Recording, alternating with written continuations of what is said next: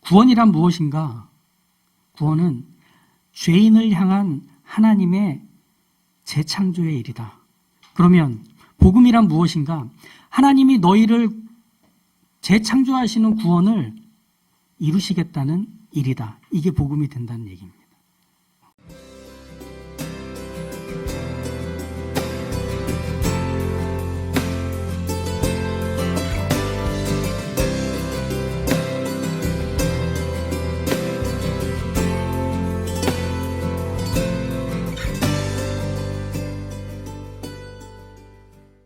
우리는 다양한 방식으로 시작해요. 뭐 운동을 하거나 뭐 공부를 하거나 책을 읽을 때 다 각자가 원하는 나 이 책은 꼭 읽을 거야. 나 이제 운동을 하루에 몇 시간이라도 할 거야 라고 하는 시작점을 누구나 여러 가지 것들을 갖고서 출발해 보려 합니다. 그런데 그건 우리가 시작하는 것들이지만 우리가 할 수 없는 시작이라는 것도 있다는 거죠. 그게 어떤 거냐? 구원입니다. 구원은 우리가 시작할 수 없는 영역입니다. 구원은 우리가 하고 싶다고 할 수 있거나 우리가 얻고 싶다고 얻을 수 있는 것이 아닌 게 구원입니다. 그런데 그것 말고도 또 하나가 있습니다. 그 구원의 큰 영역 안에 담겨 있기도 하지만 오늘 우리가 보는 이 말씀과 관련이 돼서 우리의 구원받는 여정에서 그리고 또 구원받은 후에도 반복되는 신앙의 요소가 하나 있는데 그게 뭐냐면 회개입니다. 회개의 시작 역시 우리가 할 수 없습니다. 구원의 영역 안에 들어 있다는 면에서도 그렇지만 회개가 갖고 있는 특징 때문에도 그렇습니다. 회개라고 하는 것은 이렇게 표현하면 조금 더 이해가 되실 것 같은데 회개는 하나님께 내가 저지른 잘못, 죄를 용서받는 것. 이게 회개에 담겨 있는 거죠. 그래서 죄 용서라고 하는 하나님께 받아야 되는 그 은혜를 구하는 그 모든 상태, 이게 말하자면 회개라고 합니다. 내 잘못을 인정해야 하고 그리고 그 잘못을 가지고 하나님 앞에서 용서해달라고 구하는 이 과정을 말하자면, 이 상태를 말하자면 회개라고 말할 수 있겠죠. 레위기에서도 이렇게 나와요. 제사장은 여호와 앞에서 그를 위하여 속죄한즉 그는 무슨 허물이든지 사함을 받으리라. 이제 이건 속죄 제사와 관련한 율법이었는데 이렇게 표현이 돼요. 네가 하나님 앞에서 용서를 받고 싶다면 용서를 받는 과정인 이 제사를 드려라 이렇게 얘기를 하는 거죠. 무슨 말이냐면 내가 용서받고 싶어 라고 하는 것으로만 끝나지 않고 거기에는 일련의 과정이 있고 상태가 있더라는 겁니다. 내가 잘못했다는 것을 알아채는 것, 그리고 그것을 하나님 앞에서 인정하는 것, 그리고 용서를 구하는 이 일련의 과정들 말이죠. 이게 구약에서는 제사를 통해 이루어졌습니다.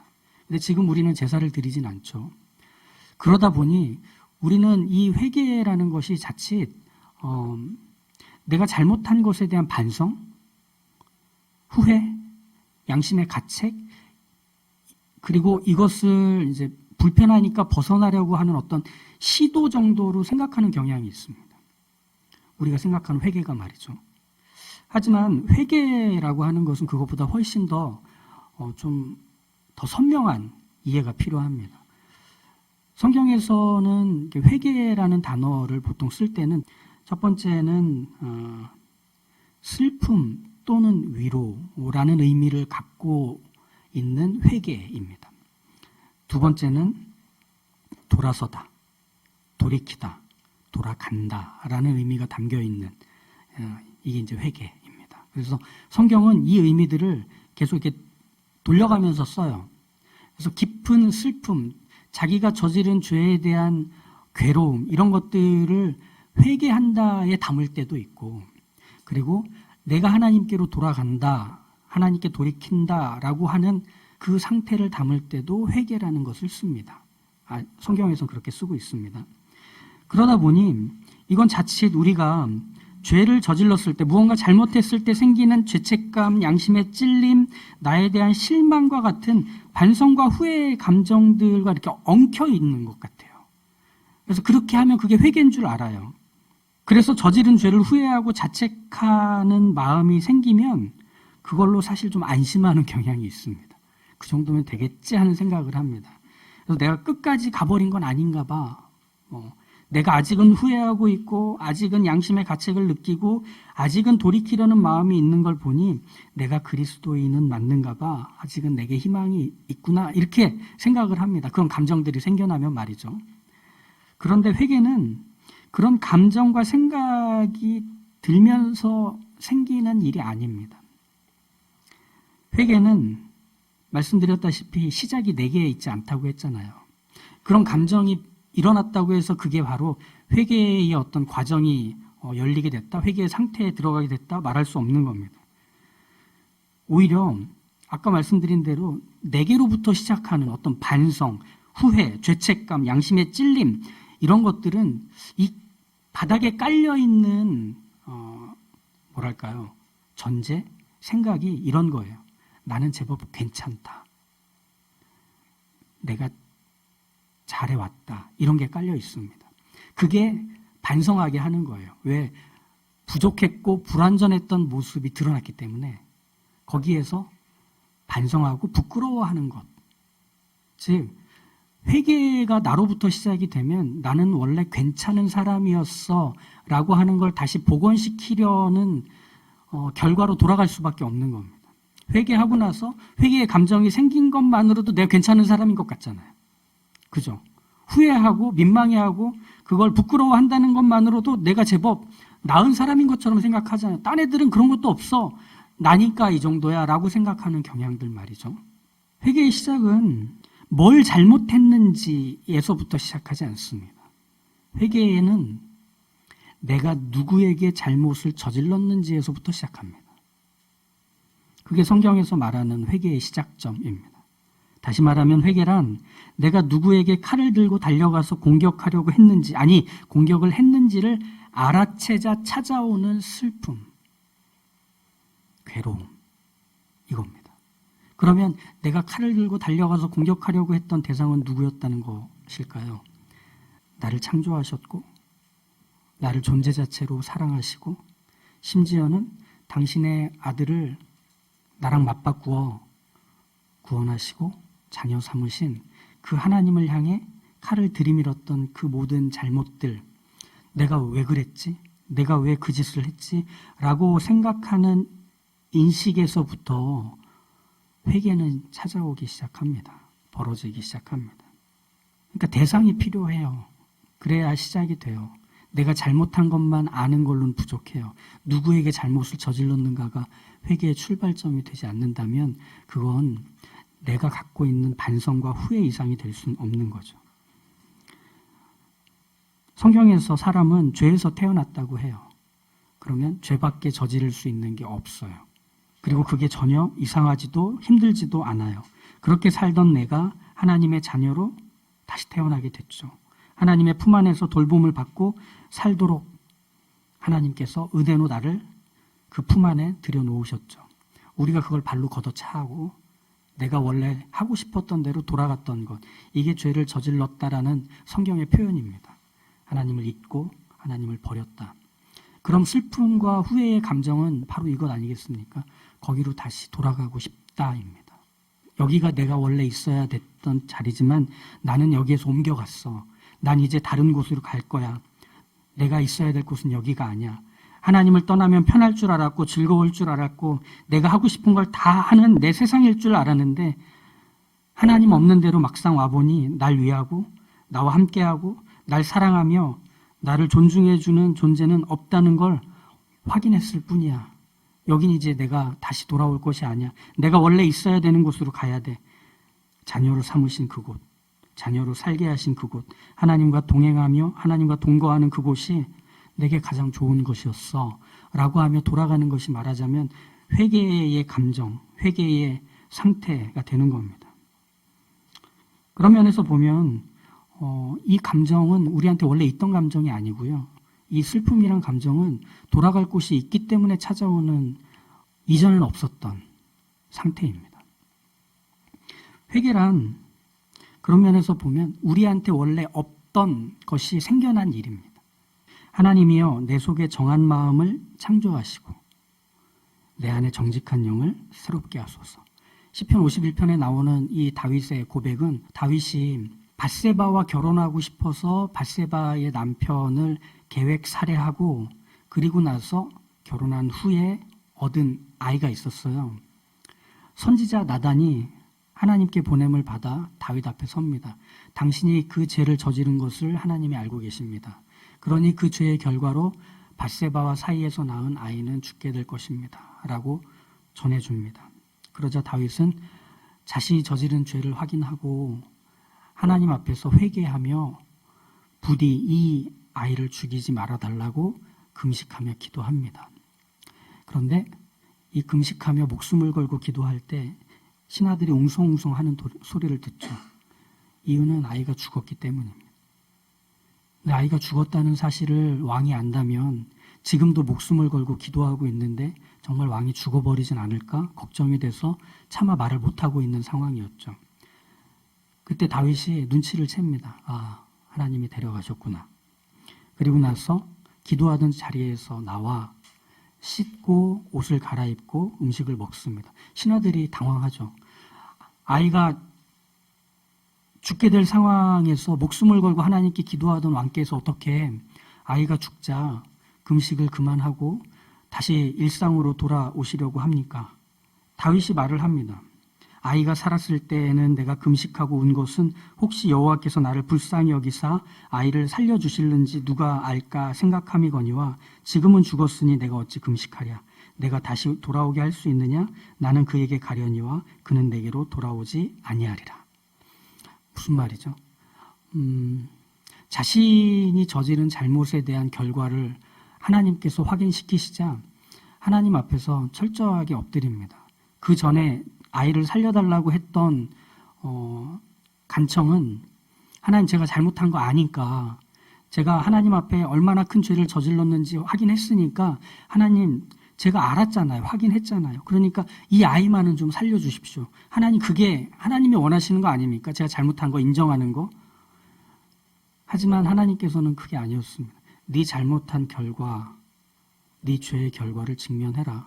나는 네가 반성하고 후회하는 정도의 사람이 아니라 그 죄에 대해서 돌아선 사람이고 그 죄와 상관없는 사람이고 그 죄보다 내가 더 중요한 사람이 되도록 나는 너를 그렇게 함께 해왔고 네 곁에 있었는데 너는 나보다 죄를 택했고 나를 잊었고 나를 버렸다.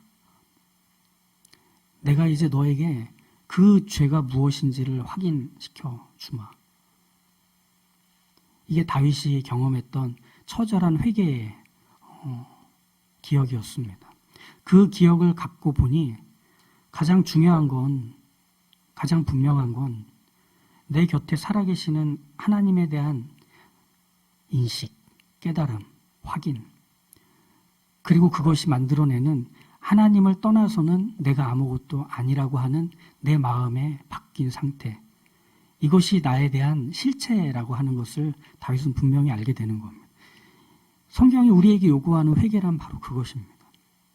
하나님이 누구신지를 의식하는 것, 그리고 그 하나님이 모든 자리에서 나와 함께하고 계시기에 내가 그 하나님을 떠날 수 없다라는 것을 아는 것, 그리고 그것을 다른 무엇과도 바꾸지 않는 내가 하나님과 함께하는 것이 가장 기쁘고 가장 즐겁고 가장 가슴 벅찬 일이라는 것을 내 마음에서 잊혀지지 않고 새겨두게 되는 이 마음의 변화된 상태, 새롭게 창조된 이 상태가 말하자면 우리에게 주신 하나님의 새 마음입니다.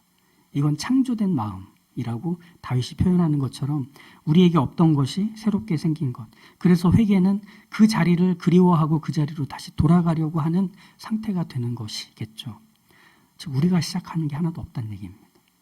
우리가 한 거라고는 떠나오는 것밖에 없었죠.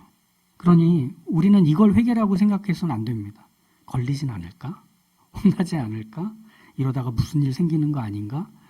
이거는 회개할 마음을 주는 게 아니고요. 하나님을 떠올릴 마음도 주는 게 아니라 그저 불안과 공포에서 생겨난 그 죽음의 냄새일 뿐입니다. 그냥 불안함이 가득 차오르는 거죠. 위기의 상황이 벌어지는 게 불안해서, 그리고 원래의 상황으로 돌아가고 싶은 마음이 간절해서 이거 어떡하지? 이거 걸리는 거 아니야? 이러다가 내가 한 방 크게 맞는 거 아니야? 이런 식으로 밖에는 우리가 회개를 생각하지 못하는 거였죠. 그게 아니라 하나님이 함께하고 계시기 때문에 내가 겪고 있는 이것들조차도 하나님이 나에게 주신 마음으로 인해 생긴 것이라서 내가 여기에 더 머물러 있을 수 없다. 내가 이것을 반복할 수 없다. 라고 하는 돌이킴이 말하자면 회개. 그래서 회개는 같은 것을 계속 반복하는데도 그걸 포기하지 못하면 그건 회개가 아닙니다. 저지르고 나서 회개하고 또 같은 걸 저지르고 나서 회개하는 건 그건 회개라고 말하지 않습니다. 오늘 사건으로 한번 다시 돌아가 보시면 예수님께서 갈릴리 나사렛으로부터 와서 요단강에서 요한에게 세례를 받으시죠. 자, 여기서 첫 번째 의문이 드는 것은 뭐냐면 왜 예수님이 이 세례를 받으시지 하는 거죠. 이 물로 세례를 받는 것은 죄사함을 받게 하는 회개의 세례잖아요. 예수님은 하나님이시고 하나님의 아들이신데 그분은 죄가 없으시다는 걸 우리 알고 있잖아요. 그런데 왜 죄사함을, 죄 용서를 받는 회개의 세례를 받으셔야 했나? 이런 생각이 들죠. 예수님은 우리 사람들하고 똑같이 죄를 저질렀다는 걸 인정하게 될 텐데 왜 굳이 그런 오해를 살 만한 일을 하셨는가? 그런데 이 사건 다음에 나오는 장면이 이 사건 전체를 압도하고 해석하고 그리고 결과로 데려가 줍니다. 예수님께서 물 밖으로 나오시자 10절에 보시면 하늘이 갈라지고 성령이 비둘기같이 예수님께 내려오시면서 하늘에서 소리가 납니다. 너는 내 사랑하는 아들이요 내 기뻐하는 자라. 내가 너를 기뻐한다. 이렇게 나오죠. 자, 하늘을 가르시고 하늘에서 음성으로 성부가 말씀하시고 그리고 성령께서 비둘기처럼 예수님께 내려오시고 성자 예수님은 요단강 물 안에 들어갔다가 나오셔서 그걸 들으시고 하는 그 장면이 삼위일체에 대한 가장 좋은 근거 구절로 삼을 수 있는 내용입니다. 그런데 이 근거 구절이 될 만한 이 내용은 여기에만 나오지 않고요. 창세기 1장 2절에도 나옵니다. 땅이 혼돈하고 공허하며 흑암의 깊음 위에 있고 하나님의 영은 수면 위에 운행하시니라 이렇게 나옵니다. 자, 여기서도 성부, 성자, 성령 하나님이 다 소개가 되고 있습니다. 성부 하나님은 창조하십니다. 성자 예수님은 그 창조의 내용이 되는 말씀으로 일하십니다. 그리고 성령 하나님은 물 위를 움직이십니다. 자, 마가복음 1장에서 나오는 성부, 성자, 성령이 창세기 1장에서 나오는 성부, 성자, 성령의 일하심과 이렇게 딱 뭐랄까요? 데칼코마니처럼 겹쳐지지 않나요? 그죠? 예수님이 오신 이유는 천지를 창조하시던 그 창세기 1장의 내용이 이제 예수님을 통해 재창조의 일이 일어난다는 것을 보여주기 위한 삼위 하나님의 행동을 확인시켜 주는 겁니다. 그럼 우리의 구원은 뭘 말해주느냐면 재창조의 일입니다. 하나님께서 창조의 일을 지금 이 시간과 공간 속에서 이루신다는 겁니다. 그러면 그 재창조의 일이 어떤 일이냐? 회개하는 마음을 갖게 해주는 것입니다. 우리는 이미 창조되어 태어났어요. 그렇죠? 그래서 창조물이에요. 하나님께서 빚으신 하나님의 형상을 닮아 있는 창조물이죠. 그런데 우리에게서 그 창조된 자로서 가장 부족하고 한계에 가득 차 있는 가장 저급하게 떨어져 있는 수준이라는 것은 뭐 때문일까요? 죄 때문이었습니다. 그러면 그 죄의 문제를 해결해 주시기 위해서 그 죄의 문제를 극복하기 위해 사람이 나설 수는 없는 노릇인 거죠. 그래서 삼위 하나님이 다시 출동하신 겁니다. 뭘 하시느냐? 죄인을 다시 창조하시는 일을 하시는 겁니다. 이게 바로 마가복음 1장에서 예수님을 소개하시면서 우리에게 알게 하시려는 구원이란 무엇인가? 구원은 죄인을 향한 하나님의 재창조의 일이다. 그러면 복음이란 무엇인가? 하나님이 너희를 재창조하시는 구원을 이루시겠다는 일이다. 이게 복음이 된다는 얘기입니다. 그런 면에서 보면 왜 성부, 성자, 성령이 이 한 자리에 함께 모이시는가? 새로운 시작점이 예수 그리스도라는 것을, 그리고 그 일을 이루시는 것이 말씀이 육신이 되어 이 땅에 오신 그분을 통해서 가능하게 된다는 것을 우리에게 보여주기 위함입니다. 확인시켜주기 위함입니다. 자, 이제 새로 시작한다. 가보자! 하고 출발하는 지점이 예수님으로부터 되고 있다는 것을 성부께서, 성령께서 보여주시는 장면으로 지금 예수님이 세례받으시는 것이 나오는 겁니다. 죄인에게 생기는 이 회개하는 마음, 이걸 우리는 창조된 마음이라고 했잖아요. 새롭게 바뀐 마음.